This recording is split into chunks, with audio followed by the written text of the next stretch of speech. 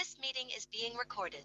Bienvenidos, esto es El Español Digital, la verdad sin complejos. Estamos en Alto y Claro y tenemos un invitado de honor que es Luis Segura Gómez.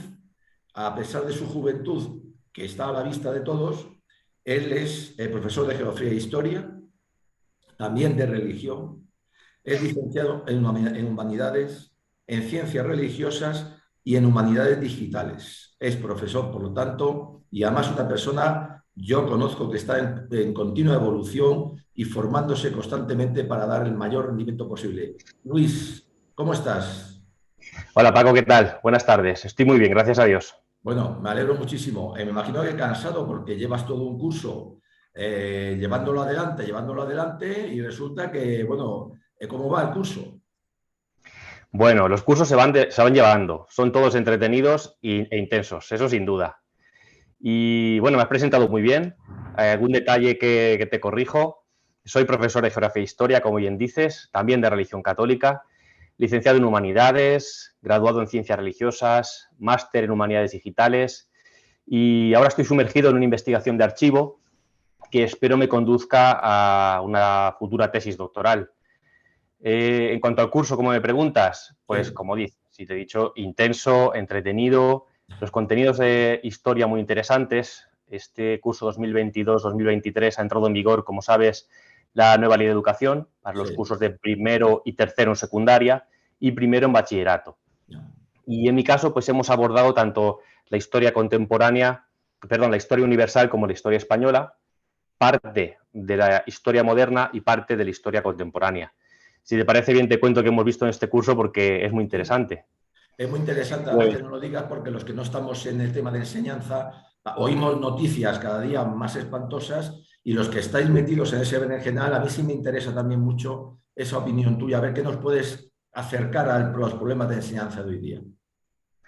bueno, el principal problema de la enseñanza hoy en día es que nos tenemos que guiar por lo que pone en la programación didáctica y tenemos un problema si nos salimos de lo que aparece en los libros de texto.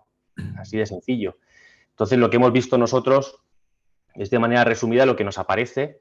Hemos abordado en la historia universal, voy a empezar con la historia española. Sí. Hemos empezado en el siglo XVIII, con la Guerra de Sucesión Española en 1700, con la llegada de una nueva dinastía extranjera, francesa, los Borbones al trono de España. Hemos estudiado el reinado de Felipe V, después el de su hijo Fernando VI, después el de su otro hijo, Carlos III, de otra mujer, Isabel de Farnesio. Después la convulsión de la Revolución Francesa, que es un antes y un después en la historia de España también, como en la historia europea, con el reinado de Carlos IV. Otra interrupción, que es la Guerra de Independencia Española. Luego la llegada de Fernando VII y la restauración del absolutismo.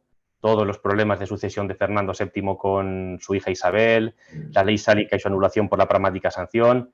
Bueno, la llegada del reinado de Isabel II, la Revolución Gloriosa, el sexenio revolucionario democrático, como se quiera decir, el caos de la Primera República Española, la restauración borbónica con Alfonso XII, después el reinado de su hijo, Alfonso XIII, dentro de ese reinado el periodo de Miguel Primo de Rivera, y finalmente estamos a punto de acabar, de hecho, porque al curso ya le queda muy poquito, con la Segunda República Española. Hasta ahí nos quedamos dentro de la historia nacional. Y la historia universal, pues hemos empezado también en el siglo XVIII, con la independencia de las 13 colonias norteamericanas y el nacimiento de los Estados Unidos de América. Hemos visto los rasgos principales del antiguo régimen, la Ilustración, la Revolución Francesa, el Imperio Napoleónico, muy por encima las revoluciones del siglo XIX, antes la Santa Alianza y la Restauración. Hemos estudiado también la Revolución Industrial, los movimientos obreros y el surgimiento de las ideologías, marxismo, anarquismo, socialismo. Y luego creo que ya pues la era del imperialismo y el colonialismo, principalmente en Asia y en África, la Belle Époque y la paz armada y la Gran Guerra, la Primera Guerra Mundial. Ahí se corta el temario de este curso. Eso lo hemos acabado ya y ahora estamos por la restauración y los últimos temas de la historia de España. Luis, amplio, Sí. pero muy difícil. Hombre, a los chicos de tercero de secundaria, son contenidos yo creo que demasiado complejos y no están preparados ellos, les falta madurez para entenderlos. Es cierto que son personas útiles, obviamente, y cuando se les exige, pues dan de sí. Qué labor, María. Yo os admiro de verdad porque yo nomás nunca he tenido paciencia para enseñar nada y pelear y brear con estos chavales en temas tan complicados y tan delicados. Tenéis una labor muy importante, ¿eres consciente de ello? Yo creo que sí, pero ¿me puedes hablar un poco más? Sí, yo soy consciente de ello. Es cierto que hay que valer. Por ejemplo, yo no valgo para médico o para enfermero, pero para esto sí, yo tengo mucha paciencia, unos dicen más paciencia que un santo Job, ¿verdad? Hay que valer. A mí me apasiona mi trabajo, me gusta mucho estar rodeado de chavales y me gustan mucho los contenidos. A mí los cursos se me pasan muy, muy rápido y estoy sumergido en ellos. Claro. Luis, vocación entonces de profesor desde siempre Desde luego, sí, sí, sí. y no la cambias por ninguna otra, por lo que veo. No la cambio por ninguna otra. También tengo un espíritu, eh, vamos a ver cómo lo digo, necesito el recogimiento interior. Y este no es un trabajo que te lo permita precisamente. Estamos envueltos en ruido, entre muchos estímulos, vemos muchas personas a diario, Claro, pero también tiene sus momentos de descanso en los que uno puede desconectar claro. y relajar las pulsaciones, bajar las pulsaciones. Eres también profesor de religión, qué mérito. ¿La fe para ti es el pilar de tu vida y también de la enseñanza a los chavales? Para mí es el pilar de mi vida, sin ninguna duda, y yo creo que es la asignatura más importante que hay realmente. Obviamente hoy no se entiende como tal, la fe tiene que venir de la familia, ahí se tiene que inculcar esa semilla, pero luego tiene que estar también en la vida pública unos contenidos que no pueden estar solamente en el ámbito privado. A mí me parece que es fundamental, igual que se habla de la biología, o que se habla de tecnología, o que se habla de matemáticas, se puede hablar de religión.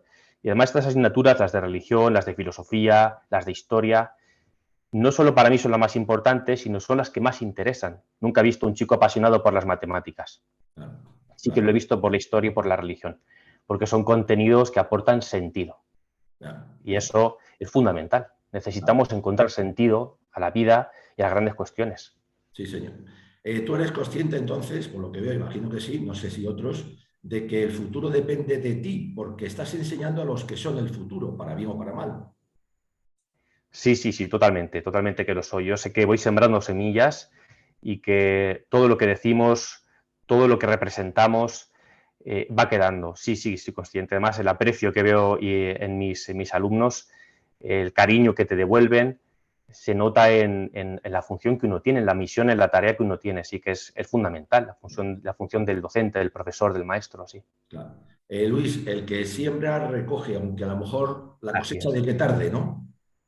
Bueno, a veces no llega. Ya lo dice el Señor en la parábola, ¿verdad? De 4 partes se pierden 3. Y Claro, de la que da fruto, pues una da un fruto y otras dan otro. Pero así tiene que ser, sembrar para recoger, si no, es imposible recoger. claro. Lo importante, como dice él, predicar el Evangelio, es decir, sembrar. Ya la cosecha además va a depender de él muchas veces, ¿o no? Eso. La cosecha depende de Dios, Claro, obviamente. Sí, claro. nosotros somos únicamente instrumentos suyos. Claro.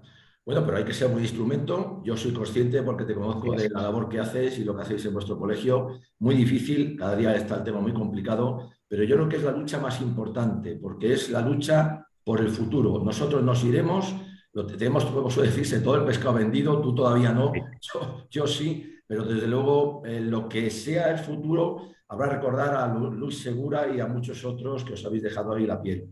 Y yo te lo agradezco, también te agradezco este tiempo, sé que estás muy ocupado y vamos a entrar en un tema que a mí me apasiona, del que es verdad que no conozco mucho, pero que sé que tú estás haciendo una investigación en profundidad y ojalá, ojalá veamos, bueno, no tardar mucho, tu futuro y podamos leerlo. Y es que para los que nos siguen deben tener en cuenta que Luis Segura se está haciendo, o ya lo es, un especialista en una figura apasionante de nuestra historia más reciente, que es la del almirante don Luis Carrero Blanco.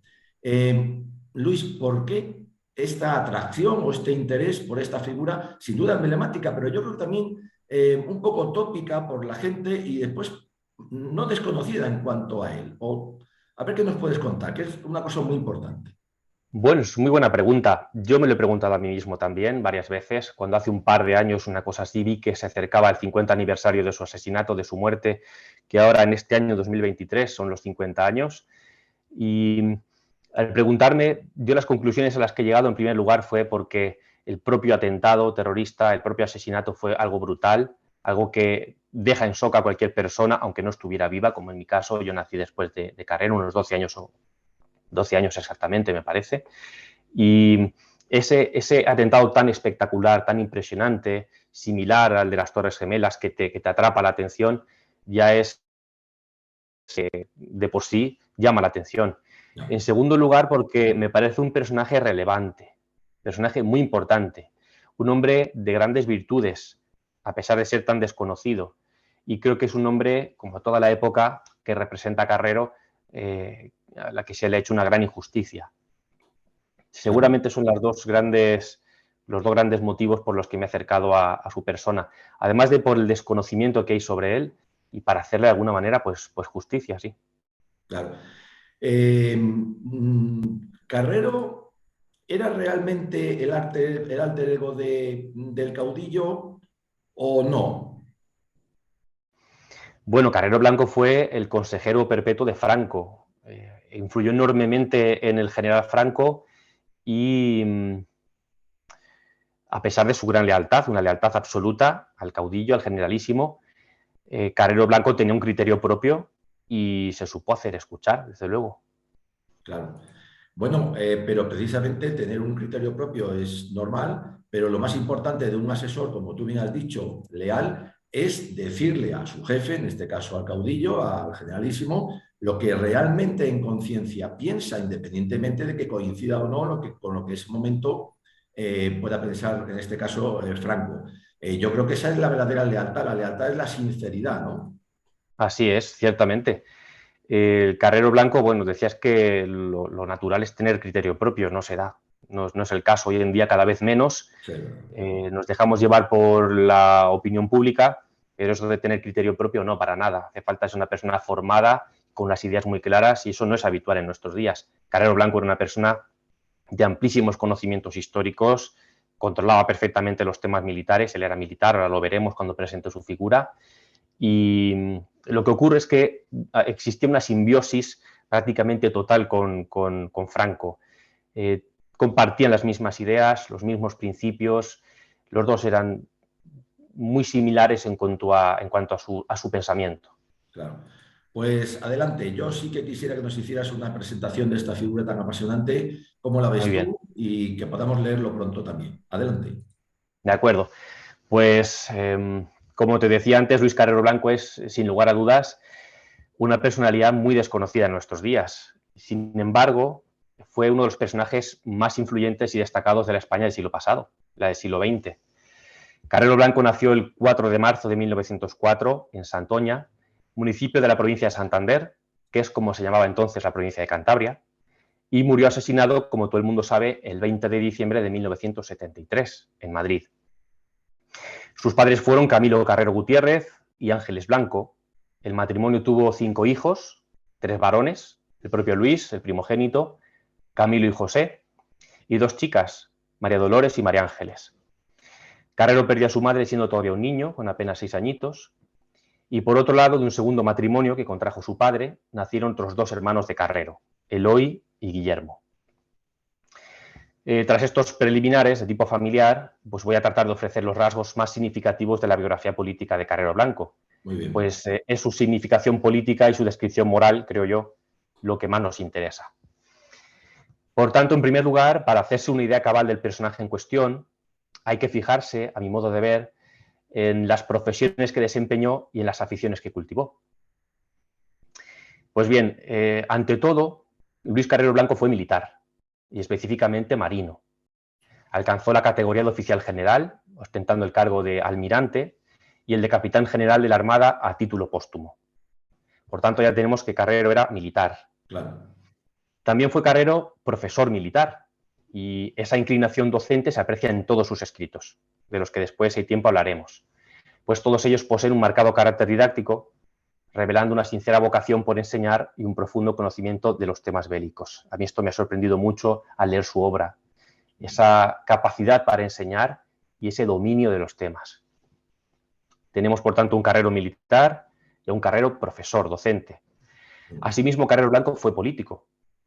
Fue un hombre de despacho, desempeñando el más alto cargo de la Administración General del Estado, al ser nombrado presidente del gobierno en junio de 1973, cuando el general Franco desvinculó la jefatura del Estado de la presidencia del gobierno. Desde 1967 fue vicepresidente y prácticamente desde el final de la guerra se convirtió en el consejero perpetuo del generalísimo. Recapitulando, si atendemos a las profesiones que desempeñó, Luis Carrero Blanco fue militar, profesor y político. En cuanto a las aficiones que cultivó, el almirante, como habitualmente se le llamaba, demostró notable destreza en artes como el dibujo, la pintura e incluso la papiroflexia. Por lo visto era habitual verlo sentado en el Consejo de Ministros, doblando trozos de papel y dando forma a determinadas figuras. También fue un hombre leído, que se interesó especialmente por la historia, que conocía con solidez y profundidad, no solo la de España, sino también la historia universal. En segundo lugar, para completar el retrato de Luis Carrero Blanco, es necesario saber qué pensaba, es decir, cuáles eran las ideas de Carrero, en qué creía el almirante. De entrada y por encima de todo, Luis Carrero Blanco fue católico. Carrero todo lo subordinaba a sus creencias religiosas. Como dejó escrito en las modernas Torres de Babel, cuyo libro tengo por aquí, libro voluminoso. Como digo, como dejó escrito en las modernas Torres de Babel, el único camino de salvación que tiene ante sí el mundo, decía él, es ajustar toda actividad humana a los preceptos concretos de la ley de Dios, siendo el punto de vista cristiano el único criterio sobre el que basar cualquier análisis de la realidad política. Ahí es nada. Muy bien. Además de católico, Carrero Blanco fue monárquico. No en vano fue quien más influyó en Franco para establecer la monarquía en España y el que más hizo porque Juan Carlos fuera rey. No creía, sin embargo, en una monarquía parlamentaria o liberal, sino en una monarquía sui generis en la que el monarca respetara las leyes fundamentales y los principios del movimiento nacional. Asimismo, además de católico y monárquico, Carrero Blanco fue nacionalista, soberanista o patriota, como se quiera decir. Tenía un verdadero amor a España y procuró para los españoles todo su bien, combatiendo contra toda injerencia externa o ajena a lo que él consideraba las esencias patrias. Para Carrero, España era y debía seguir siendo el paladín de la fe de Cristo. Pues como afirmaba en España y el mar, otro libro que tengo por aquí, este más finito, como afirmaba, digo, en España y el mar, los principios de la civilización cristiana constituían la meta general de una política. Ni más ni menos. ¿Y qué política era esa? Defender primero e imponer al mundo después la civilización que se basa en las doctrinas de Cristo. Eso aparece en esta obra. Dicho esto, también se puede definir el pensamiento de Carrero por los principios, ideologías o movimientos a los que se opuso. Y en este sentido, Carrero Blanco rechazó y combatió el liberalismo, la masonería y el comunismo. Hasta el último momento de su vida siguió pensando lo mismo, como consta en su último texto manuscrito, de un día antes de morir. Este es el texto, yo lo tengo aquí, pertenece al archivo de la familia Carrero Blanco. Muy bien. Como veis, es manuscrito, Sí. son unos 15-16 folios. Muy bien. Se encuentra digitalizado en la Universidad de Navarra y se puede consultar por medio de esta institución. Y ahí consta, un día antes de morir, como digo, que para Carrero los tres grandes enemigos eran el liberalismo, la masonería y el comunismo. Voy a detenerme un poquito en cada uno de ellos. Muy bien. Para Carrero, el liberalismo, o la democracia inorgánica, como también la llamaba, conducía al relativismo más absurdo. El comunismo era la mayor amenaza que había conocido el mundo y un sistema inhumano en sí mismo, y la masonería, cuya aspiración era abatir la Iglesia y el reinado de Cristo, perseguía un modelo de vida anticristiano y naciones sumisas y obedientes.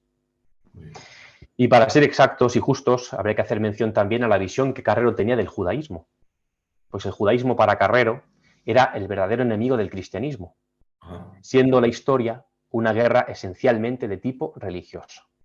Vaya idea. Guerra a muerte, decía él, como tiene que serlo la lucha del bien contra el mal, de la verdad contra la mentira, de la luz contra la oscuridad. Muy bien. Estas eran las ideas de Carrero, católico, monárquico, patriota, y por oposición antiliberal, anticomunista, antimasónico. Muy bien, muy bien.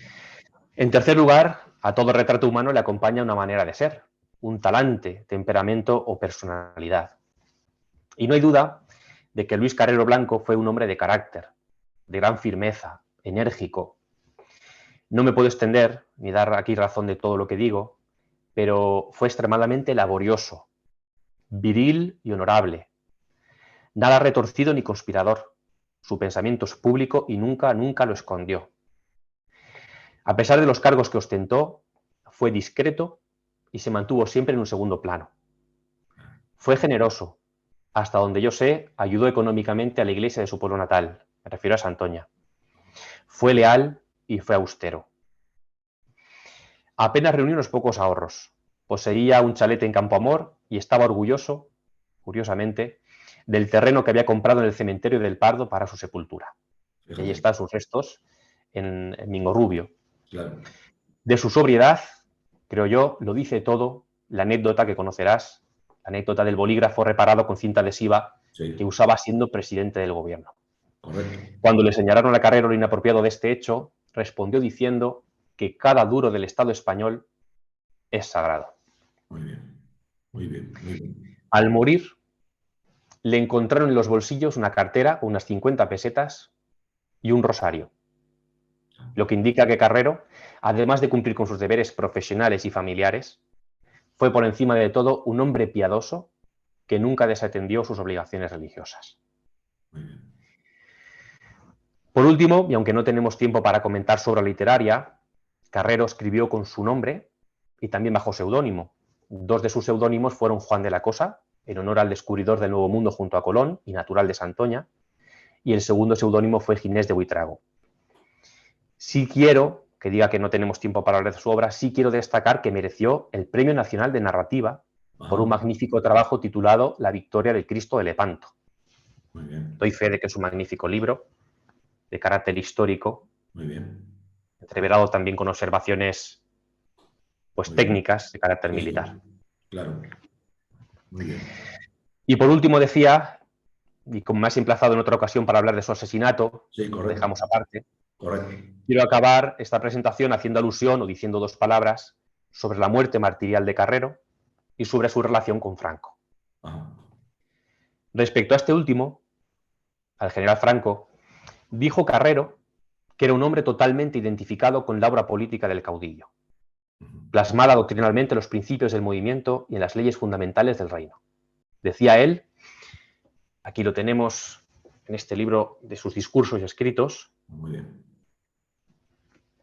también voluminoso, decía Carrero, mi lealtad a su persona y obra, se refería a Franco, en su discurso ante las Cortes del 20 de julio del 73, con motivo de su designación como presidente del gobierno, Ajá. mi lealtad a su persona y obra, decía él, es total, clara y limpia, Muy bien. sin sombra de ningún íntimo condicionamiento ni mácula de reserva mental alguna. Muy bien. Muy bien. Para Carrero Blanco, Franco, además, fue una figura providencial en la historia de España. Aquel que salvó a España y a la civilización cristiana del terrible comunismo soviético. Su relación con Franco fue de lealtad absoluta, aunque como te decía al principio, siempre tuvo criterio propio y lo hizo escuchar. Muy bien.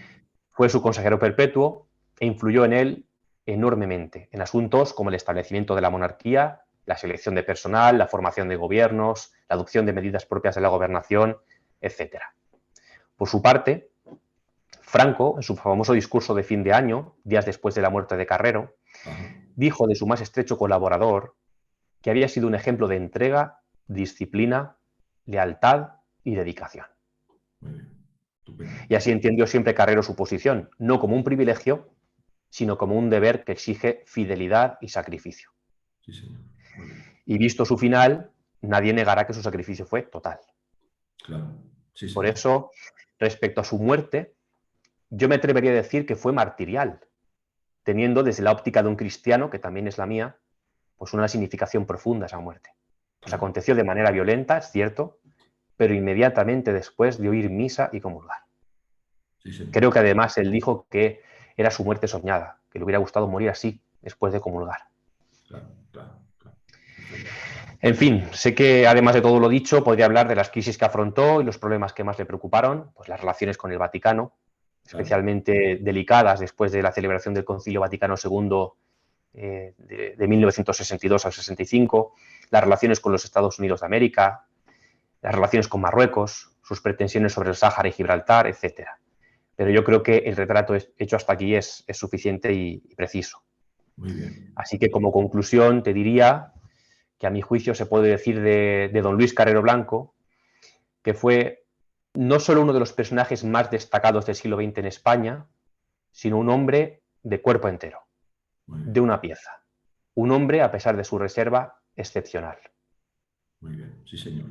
Pues bueno, yo estoy admirado y estoy emocionado porque nunca había oído de verdad una presentación del almirante Carlos Blanco como la que has hecho. Me parece magnífica y esto no es alabanza. Yo no, uno de mis, no sé si virtudes o defectos es que no soy nada diplomático. Yo de verdad te animo a esa segunda sesión que hemos quedado para que hables del terrible, deleznable además asesinato. Y es muy posible, yo estoy convencido ahora por lo que tú has dicho, que fue un martirio porque seguramente a él lo mataron el liberalismo, el comunismo y casi más posiblemente la masonería.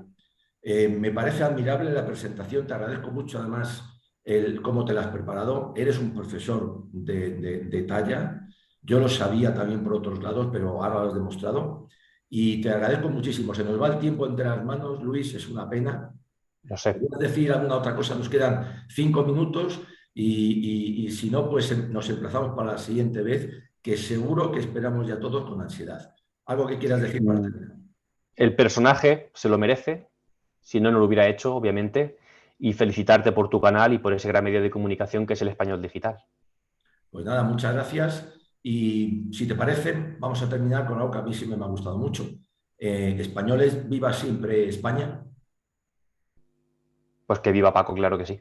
Muy bien, pues muchas gracias, Luis. Nos vemos en la Gracias siguiente a ti, y Paco. lo estamos deseando, de verdad. Un abrazo muy Hasta